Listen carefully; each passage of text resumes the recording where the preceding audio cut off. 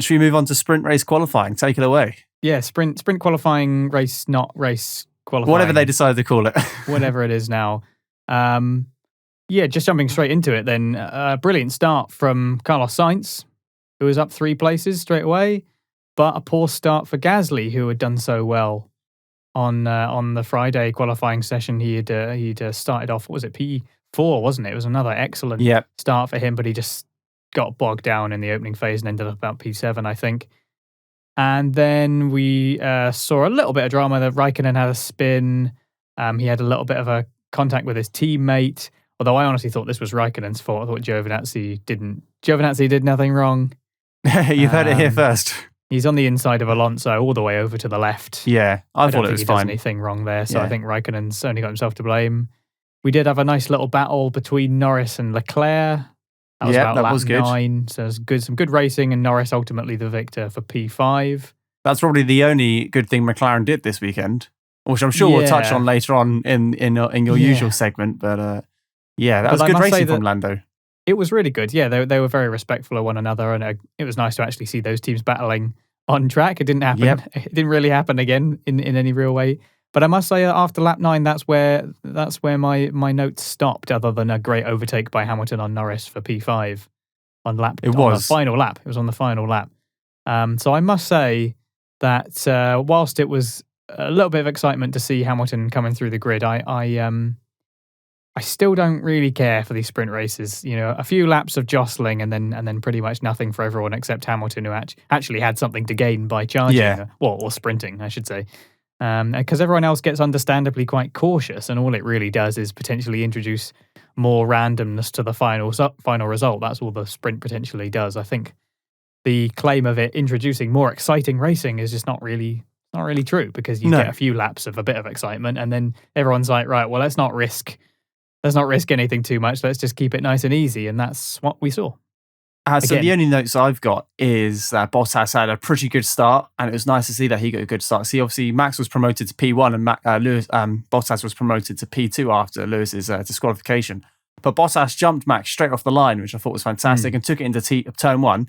And Bottas led the whole sprint race, which was good to see. Good to see him on form. He's got the pace. He's clearly got the car. And it proved a point that this weekend, once that Mercedes gone in front, it's got the straight line speed in sector 1 and 2, or in sector 3 and 1, sorry, to keep ahead of that Red Bull. It was just in sector 2 where it wasn't as fast. So great start from Bottas, and he really just kept his cool and did exactly what he needed to do and secure those 3 points. Obviously, only gave Max those 2 and started the race on pole, but obviously lost that off the bat. But going back to the Saturday sprint itself, obviously, you've already mentioned that they want to make these races more exciting, but the only thing which was exciting through this race was Lewis coming from the back of the grid. And it was genuinely lovely to see, just because there was some overtakes, there was some, once he got from P19 to P10 cars out of the way, and those passes are usually done going down the pit straight, and even before the corner. But then he was sending it around the outside of turn 1, around Lando and Gasly, obviously, at some point. And that was great to see, like him absolutely sending it, not being too careful, but just doing everything he needed to do to mitigate that disqualification, knowing that he had a 5-place grid penalty coming up for the following race due to an engine change. So the only reason that sprint race was as good as I think it was due to Lewis starting at the back of the grid, which is unfortunate because it just doesn't do that sprint race any justification. And we've seen it the same in Silverstone, and was it Monza, I believe? Yeah, so they just doesn't really do it for me at the moment. I'm not really sold on it, and I'm a bit worried about how many potentially are going into next year. Yeah, it's every single sprint race as well has been overshadowed by action between Hamilton and Verstappen on the Sunday. Luckily this time they didn't touch. This time they didn't touch, but another incident between the two of them has completely overshadowed the sprint race. The other thing as well is that you mentioned Bottas, and when he got into the lead, he was able to hold on to it and he had the pace, and that showed that the Mercedes car itself was capable of, had the pace to hold on and had a lot of straight line speed, etc. But also, that kind of somewhat spoilt the surprise of the race and seeing how fast the Mercedes could be. You kind of got that in a small amount straight away. It would have been interesting to see how Hamilton would have done with just the race, to make up those places. So that would have been interesting as well. So it kind of just spoilt that a little bit too. So yeah, I must agree that the sprint races are not bad, but it's just it doesn't do anything for me. I got to say, I don't see the need for it still. I'm not converted by these 3 sprint races, I must say.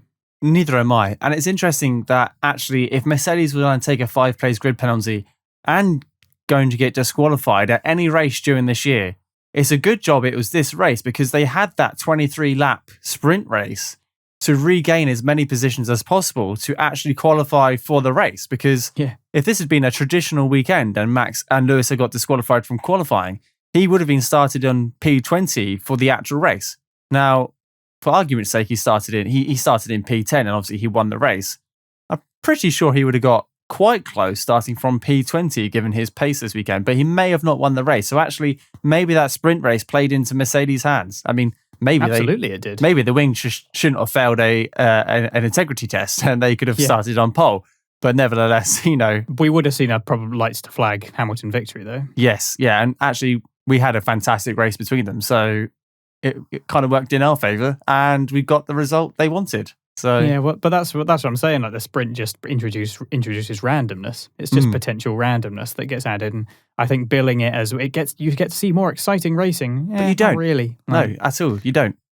You get an extra start phase. That's what you get. You get 2 start phases, but then you get a bunch of laps where nothing's really happening, and yeah, it's because no one really wants to risk it, because why would you? You've still got to do an actual race the next day. So yeah, absolutely. It's a bit of an odd one, and I do wish they wouldn't mess with it, but yeah, we'll just have to see what happens when it comes around again next year.